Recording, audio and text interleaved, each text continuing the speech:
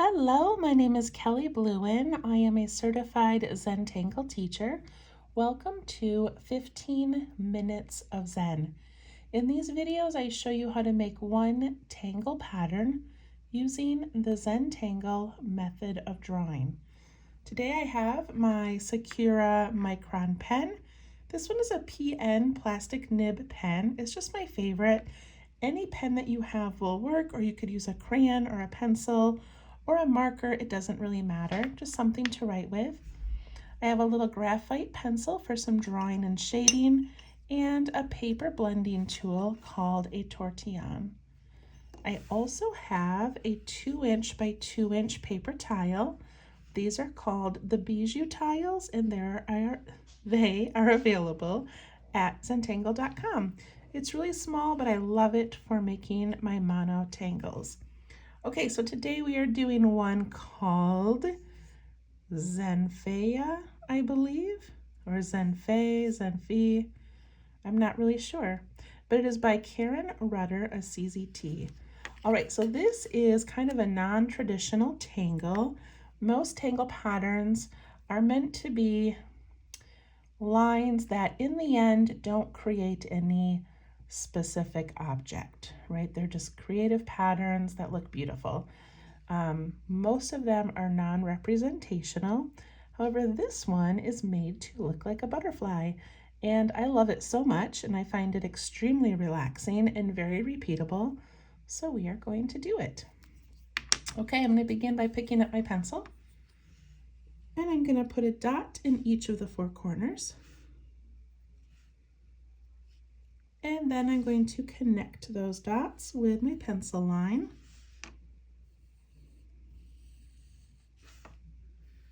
And don't worry about these being straight, but it makes a cute little frame for our work.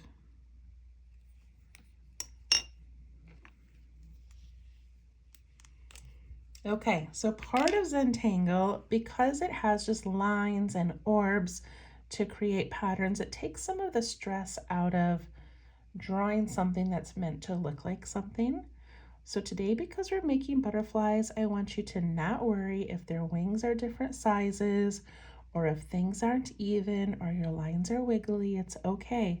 Just enjoy the process, enjoy this moment, and we'll see how they turn out. Okay, so I'm going to start by taking my pencil and just marking a little X on my paper. I'm gonna do a little X right up here. That's just gonna help me put in these little butterfly wings. So I'm gonna put a dot in the center.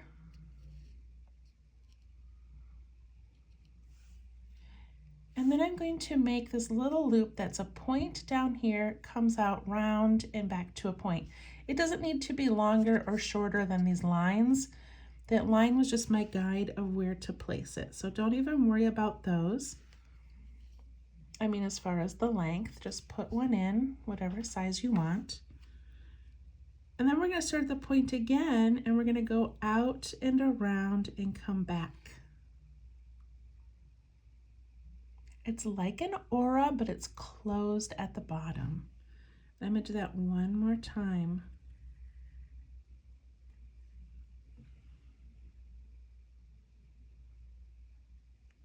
So that's one of its wings. My next one I'm going to do on this pencil line. So I'm going to go up and down, up and down, up and down. I'm trying to make them look like they're about the same size, but as you can tell, mine are a little bit off, and it's okay.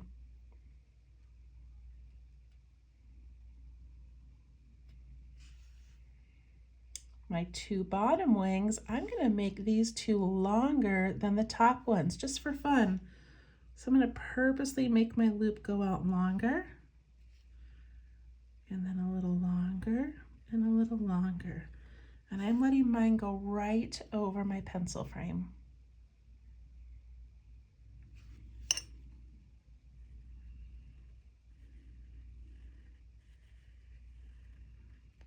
All right, that takes some concentration to get them looking about the same size. I definitely have like a large side here and a small side here, but I still love them. It's okay. All right, so I've been drawing butterflies since I was probably 5 years old, so probably about 45 years. And I always make big swooping butterfly antennae that come out over its wings. However, Karen does them where they curl in. So I'm gonna make myself do that and see if we like it. So she comes up this way and curls in and gives it a little bump, and does this one and a little bump. And I kind of like that. It's just hard for me. I feel like I want to go over the wing.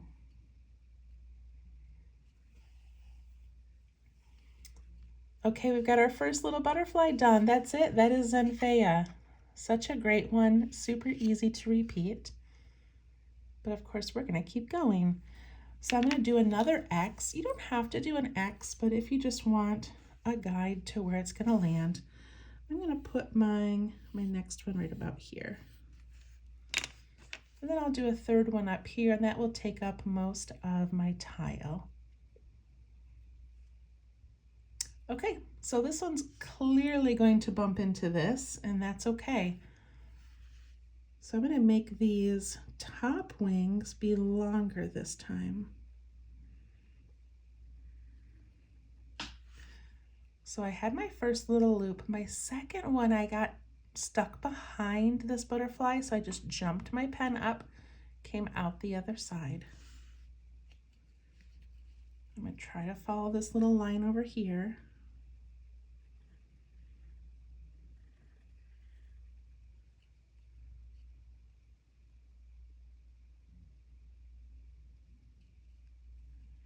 And then I'm going to do smaller wings on the bottom this time. So just little loops.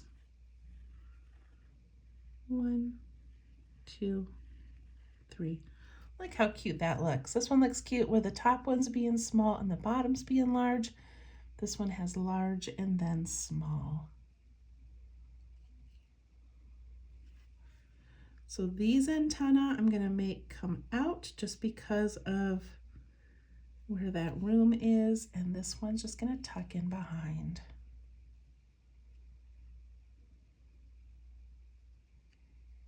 All right, I want to put one more over here, and I don't think I want him to overlap just because it might get a little messy or crowded. So I'm going to put him right here. Again, the X is just a guide. You don't even need it.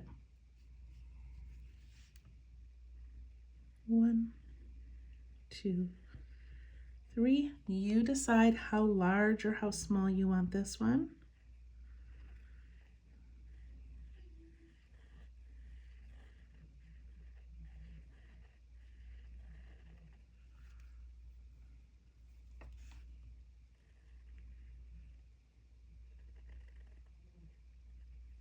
And put in your little antenna. It's so cute.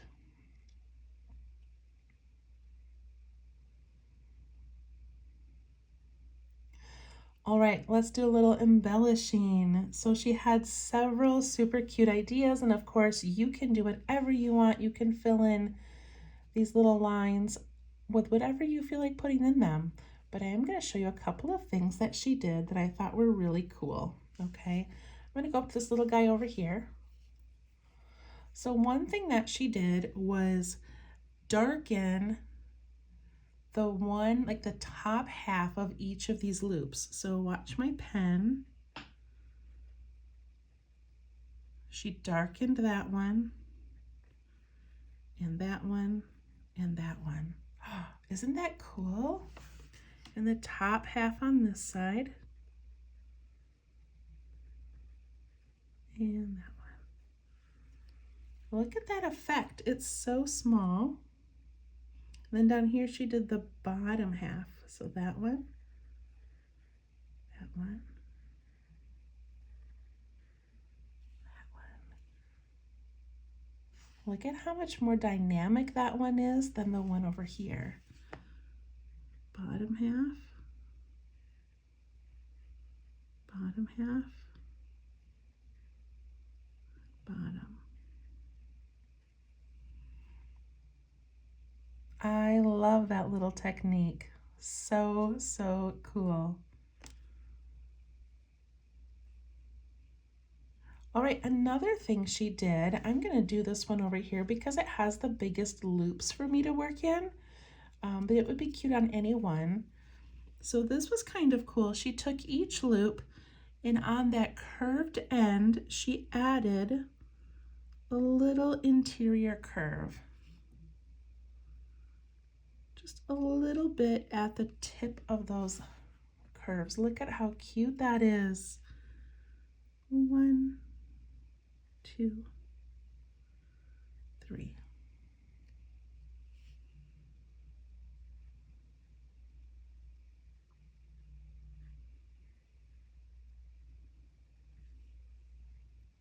I find it easiest, instead of just putting in the curve, I follow my wing and then I just come out a little early.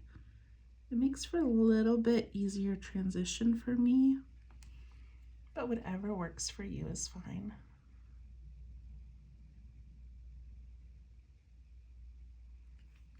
This one down here, I'm just going to add a little series of dots that just sort of give it some motion.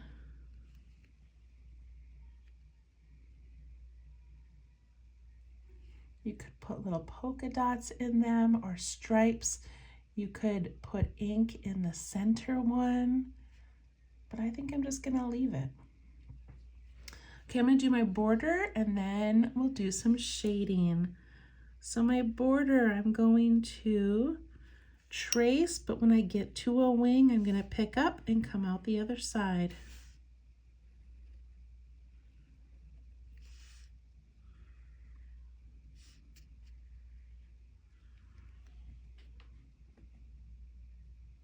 And I really love a double border, so I'm going to put in another border along the outside. It would be cool to do a border on the inside if you wanted instead.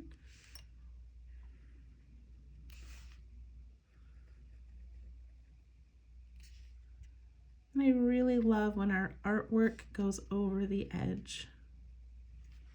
Look how cool that looks.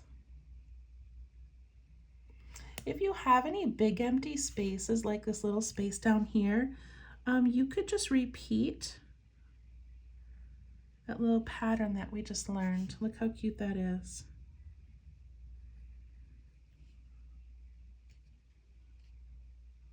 I think there's a Zentangle pattern that does it. I just can't think of what it is. But what a fun little embellishment. You could even put one up here.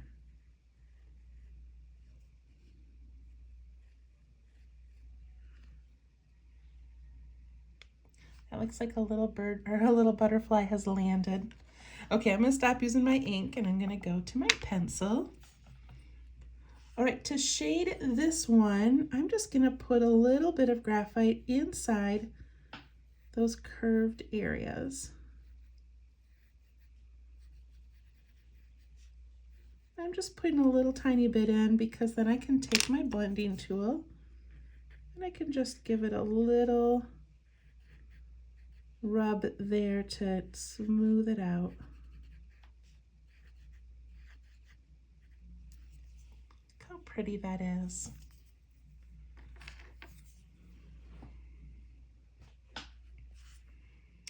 On this one down here, I'm going to add some graphite to the very bottom part of each of those 4 wings. And I'm going to push it up into the wing.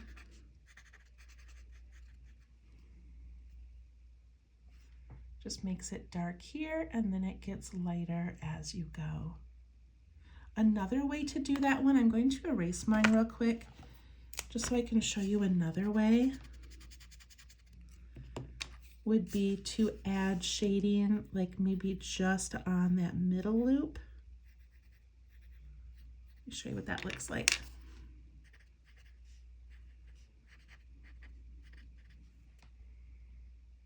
See, that looks cool too. So either way, I'm gonna go ahead and put mine in the center as well. Okay.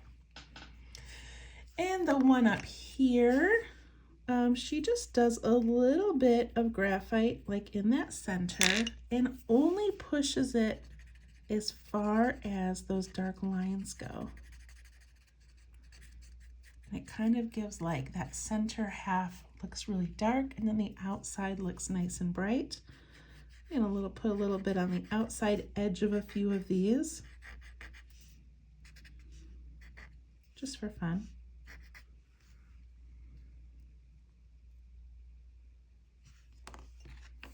And I'm gonna put a little bit at the bottom edge of these little embellishments that we did.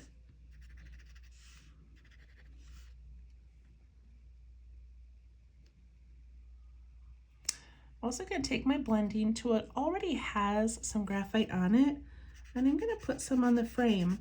Sometimes I do the outside of the frame or I do the inside edge, but I'm just going to add it to the frame today. There's no rules. You can do whatever you want. Put my initials down here. And it's done. There's so many ways that you can play, with this. I hope that you enjoyed it and have a wonderful week. Thanks. Bye-bye.